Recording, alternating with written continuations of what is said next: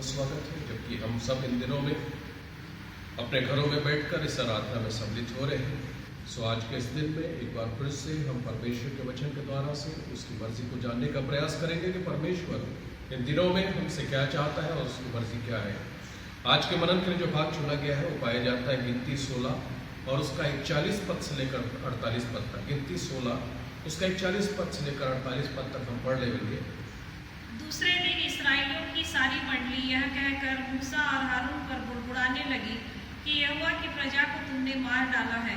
और जब मंडली के लोग मूसा और हारून के विरुद्ध इकट्ठे हो रहे थे, तब उन्होंने मिलाप वाले तंबू की ओर दृष्टि की और देखा कि बादल ने उसे छा लिया है और यहोवा का तेज दिखाई दे रहा है। तब मूसा और हारून मिलाप वाले तंबू के सामने आए। तब यहोवा ने मूसा और हारून से कहा, तुम उस मंडली के लोगों के बीच से हट जाओ कि मैं उन्हें पल भर में भस्म कर डालूं। तब ये मुंह के बल गिरे और मूसा ने हारून से कहा, धूप दान को लेकर उसमें वेदी पर से आग रखकर उस पर धूप डाल। मंडली के पास फुर्ती से जाकर उसके लिए प्रायश्चित कर, क्योंकि यहोवा का कोप अत्यंत भड़का है और मरी फैलने लगी है।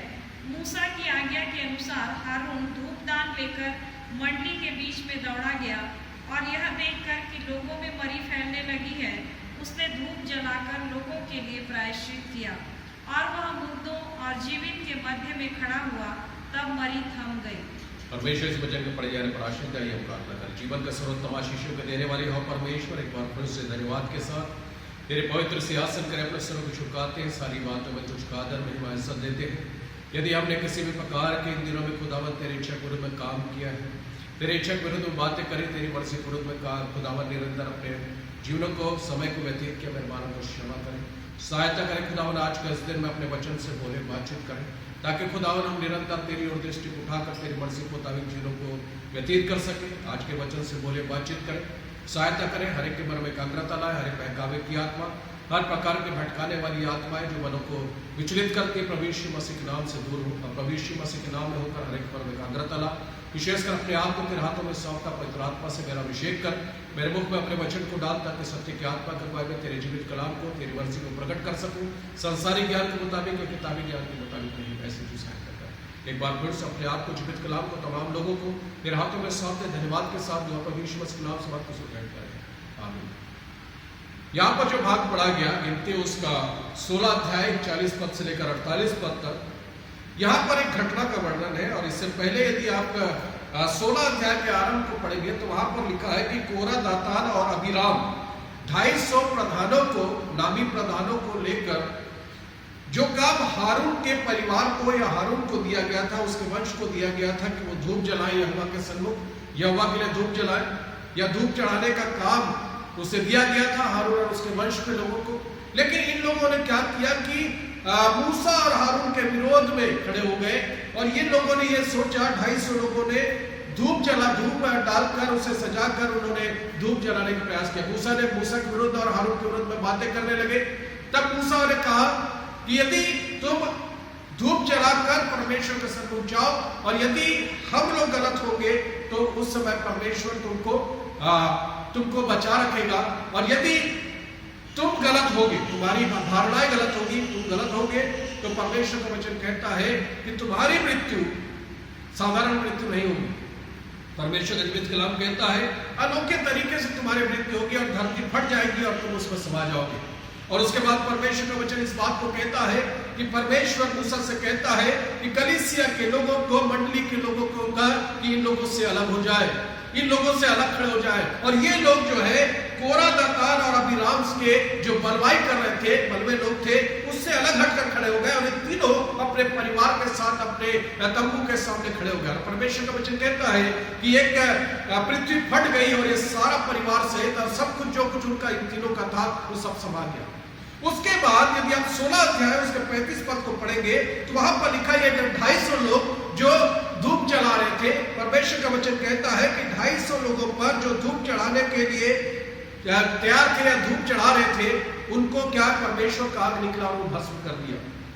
जब इस प्रकार की घटनाएं जब घट गई, तब कलीसिया के लोग, जो आज भाग जो पढ़ा गया 40 से आगे में, वहां पर लिखा है इस्राएल की सारी मंडली मूसा और हारून पर बुड़बुड़ाने लगे।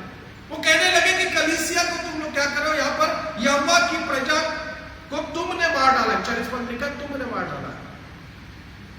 मूसा और हारून के विरोध में ये बुड़बड़ाने लगते।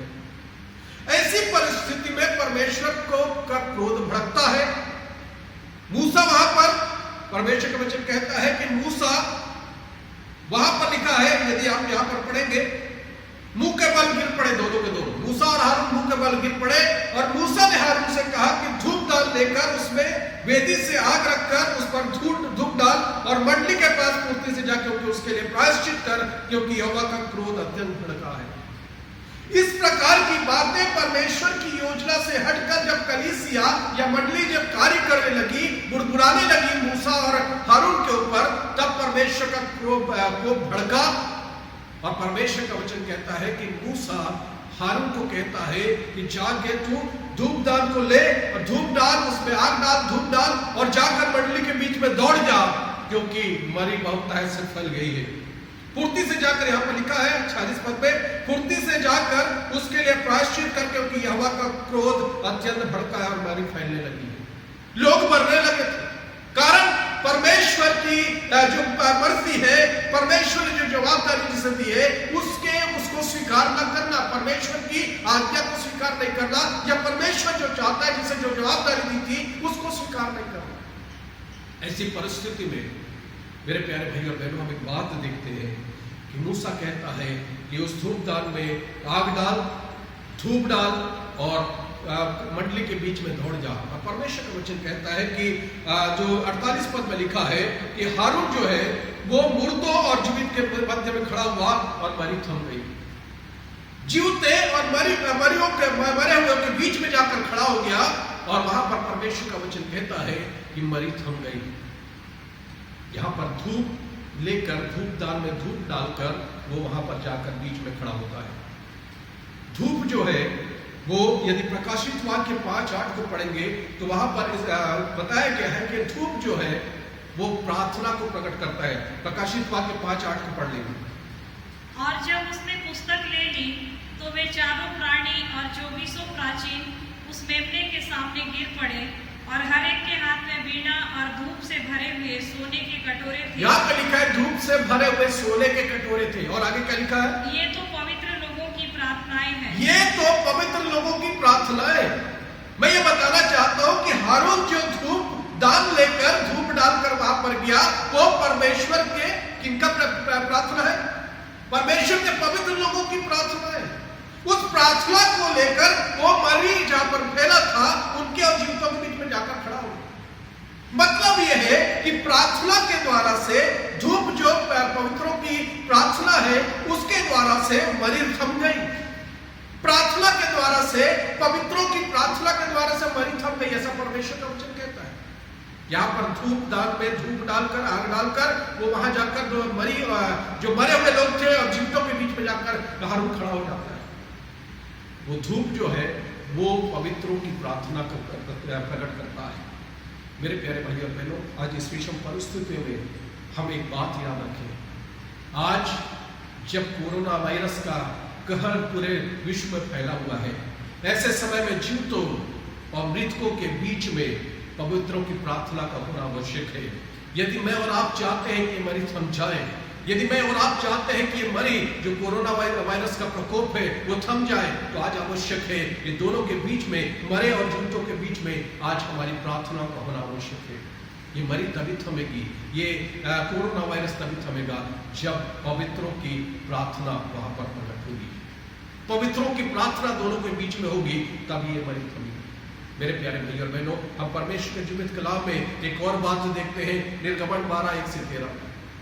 वहां पर लिखा है कि जब परमेश्वर मिस्र के गुलामी में से जब छुड़ा कर लाने वाला था, उस समय पहलौठों के ऊपर कहर बरपाने वाला था, पहलौठों को मारने वाला था।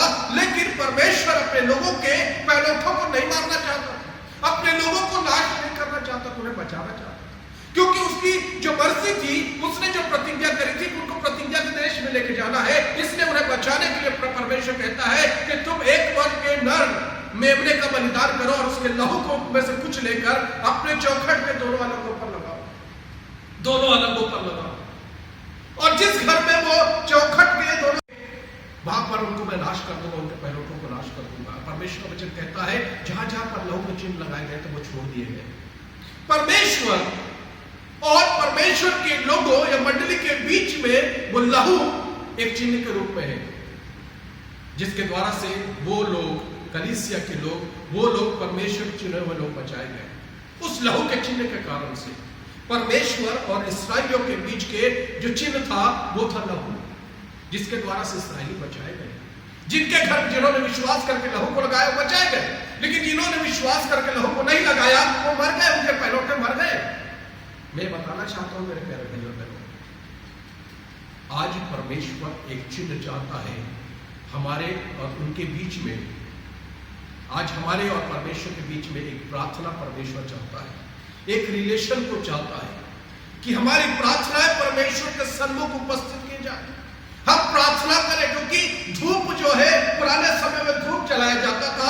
हारून के परिवार को वंश को कहा गया था कि धूप जलाया जाए, वो उनके द्वारा धूप जलाया जाए। और यहां पर भी हारून धूप लेकर क्या कर रहा है, मृतकों और जीवितों के बीच में जाकर खड़ा हो गया। और हमने जैसे देखा कि धूप जो है विश्वासियों का या पवित्रों की प्रार्थना को प्रकट करता है, और पवित्रों की प्रार्थनाओं के साथ ये मरी थम गई। आज मैं बताना चाहता हूं मेरे प्यारे भाइयों, परमेश्वर के चुने हुए प्रजा जो पवित्र है, जिसे उसने अपने प्रभु यीशु मसीह ने अपने लहू से धोकर पवित्र किया है, अपने प्रजा से वो चाहता है कि हम जो पवित्र किए हुए लोग हैं, परमेश्वर उस मरी फैली हुए उस मृतकों और जीवितों के बीच में हमारी प्रार्थनाएं आ जाए ताकि मरी थम जाए। हमारी प्रार्थनाएं आ जाए ताकि मरी थम जाए। आज इस विषम परिस्थितियों में हमारे लिए आवश्यक है कि हम प्रार्थना करें, हमारे लिए प्रार्थना करें, तभी मरी थमेगी जब प्रार्थना करें। पिछले दिनों में एक घटना घटी, पिछले दिनों में परमेश्वर के एक दास ने भविष्यवाणी करी और जोरों से बारिश होने लगी, ओले गिरने लगे। ऐसे विषम परिस्थितियों में जब लोगों ने कहा कि हम मर जाएंगे, तबाह हो जाएंगे, आप उसको ओला को रोकिए या प्रार्थना करिए ताकि ओला रुक जाए। उस परमेश्वर के दास ने कहा कि जब तक कोई परमेश्वर का अभिषेक बाहर जाकर घुटनों पे आकर प्रार्थना नहीं करेगा, ये ओला थमने वाला नहीं है। और यकीन मानिए कि एक परमेश्वर का अभिषेक जाकर बाहर घुटनों पे आकर प्रार्थना किया, ओला थम गया। आज वही प्रार्थना की आवश्यकता मेरे और आपकी आवश्यकता है। इस देश को, विश्व में आज उन विश्वासियों या पवित्रों की प्रार्थना की आवश्यकता है इस मरी को थमने के लिए। ये जब तक नहीं थम सकता जब तक आप और मैं प्रार्थना न करें, जब तक हम विश्वास के साथ हमारी प्रार्थनाएं परमेश्वर के सन्मुख न पहुंचे। आज आवश्यक है, जैसे ही इस हारून ने उस धूप को लेकर गया, जैसे ही वो प्रार्थना के रूप में, धूप के रूप में प्रार्थना, पवित्रों की प्रार्थना परमेश्वर के पास पहुंची, परमेश्वर के वचन कहता है मरी थम गया। आज उसी रीति से मेरी और आपकी प्रार्थना जब परमेश्वर के सन्मुख उपस्थित किए जाते हैं, जब मेरी और आपकी, मैं और आप जब प्रार्थना करते हैं, तब ये मरी क्या हो जाता है, फैलना रुक जाता है। और आज आवश्यक है हमारी प्रार्थना, आज आवश्यक है हमारी प्रार्थना एक मन एक होकर, एक मन एक चित्त होकर प्रार्थना करने की कोशिश करना है। मेरे प्यारे भाइयों और बहनों, जब तक हम एक मन एक चित्त होकर प्रार्थना नहीं करेंगे, ये मरी थमने वाला नहीं है। आज हम एक बात याद रखें, सब परमेश्वर और संसार के बीच में प्रभु यीशु मसीह आया, जिसके कारण से क्या हुआ, हम सब बचाए गए। हम सब बचाए गए क्योंकि उस अलगाव को, परमेश्वर और हमारे बीच के अलगाव को जोड़ने के लिए प्रभु यीशु मसीह आया और हम बच गए। प्रभु यीशु मसीह की प्रार्थनाओं के द्वारा, प्रभु यीशु मसीह के जीवन को देने के द्वारा, लहू बहाने के द्वारा हम बचाए। आज मेरे और आपके जीवन में एक बात को ध्यान में रखना है कि आज मरी फैलने से रोकने के लिए मेरी प्रार्थनाओं की आवश्यकता है। परमेश्वर चाहता है कि हारून के समान मैं और आप भी उस मरे हुए लोगों के बीच में और जीवितों के बीच में हमारी प्रार्थनाएं आ जाए ताकि वो मरे रुक जाए, ये जो वायरस है वो थम जाए। और इसके लिए आवश्यक है कि हम घुटनों पे आकर प्रार्थना करें। आज आंसू बहाने की जरूरत है, घुटनों पे आकर प्रार्थना करने की आवश्यकता है। मेरे प्यारे भाइयों और बहनों, हम सारी बातों को, सारे बैर भावों को, सारे विषम परिस्थितियों को, सारे संसारिक भोग विलास को छोड़कर, सारे संसार के क्रियाकलापों को छोड़कर हम खुदा के सन्मुख आ जाए, घुटनों पे आ जाए, परमेश्वर से प्रार्थना करें, क्योंकि हमारी प्रार्थना इस मरी को रोक सकती है, इस मरी को रोक सकती है। आज जब तक हम विश्वास करके हम प्रार्थना न करें, ये मरी थमने वाला नहीं है। परमेश्वर का वचन कहता है, यदि तुम्हारे अंदर में राई के दाने के बराबर विश्वास हो तो तुम इस पहाड़ से कहोगे समुद्र में जा गिरे, वैसा हो जाएगा। एक राई के दाने के बराबर विश्वास, यदि मैं और आप एक विश्वास को लेकर, राई के दाने के बराबर विश्वास को लेकर भी हम खुदा के सामने जाते हैं, प्रार्थना करते, हमारी प्रार्थना सुनी जाती है। आज हमें आवश्यक है इस विषम परिस्थितियों में, इस दोनों घटनाओं में हम एक बात देखते हैं, वहां पर लहू के द्वारा से, लहू के चिन्ह के द्वारा से इस्राएली बचाए गए। परमेश्वर नाश करने निकला, लेकिन वो लहू के कारण से इस्राएली बचे।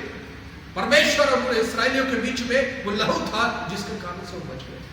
यहाँ पर परमेश्वर का वचन कहता है कि मरे हुए लोगों और जीवितों के बीच में वो पवित्रों की प्रार्थना थी, जिसे लेकर हारून दोनों के बीच में खड़ा हुआ और उसके कारण से मरी थम गई।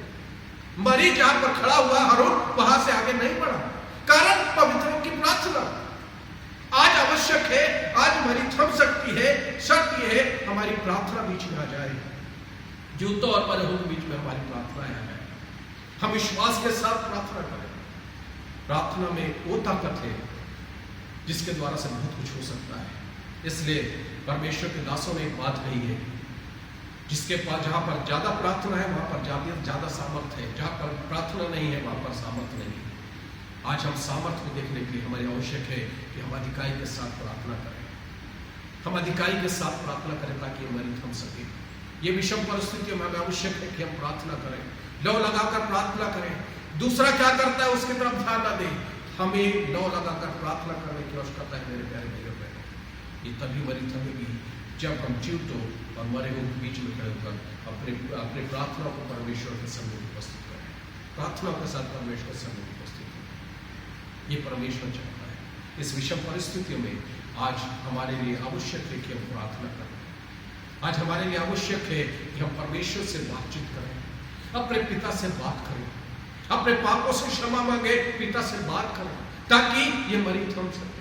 प्रार्थना वो जरिया है जिसके द्वारा से हम पिता से बात करते हैं। आज हमें आवश्यक है कि हम मरे हुए और जीवितों के बीच में खड़े होकर अपने पिता से बात करें, अपनी प्रार्थना को उसके सम्मुख उपस्थित करें। हम किसी बात की चिंता न करें, परंतु अपनी प्रार्थना को धन्यवाद के साथ उसके सामने उपस्थित करें।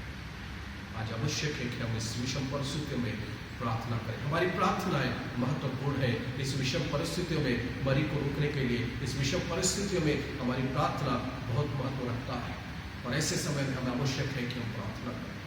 कलीसिया का एक जिम्मेवारी है कि ऐसे विषम परिस्थितियों में हम जो प्रभु यीशु मसीह को मानते हैं, हम जो जीवते परमेश्वर के मानने हुए लोग हैं, आज हमें आवश्यक है कि हम परमेश्वर की ओर दृष्टि को उठाएं और प्रार्थना करें। आज हमारे लिए आवश्यक है कि हम इस देश के लिए, राज्य के लिए और साथ ही साथ पूरे विश्व के लिए हम प्रार्थना करें, ताकि हम मरी थमने पाए। आज जब तक हम प्रार्थना नहीं करेंगे, घुटनों पे आकर प्रार्थना नहीं करेंगे, ये मरी थमने वाली नहीं है। और आज आवश्यक है कि हम प्रार्थना करें ताकि मरी थम सके। परमेश्वर हम सबको आशीष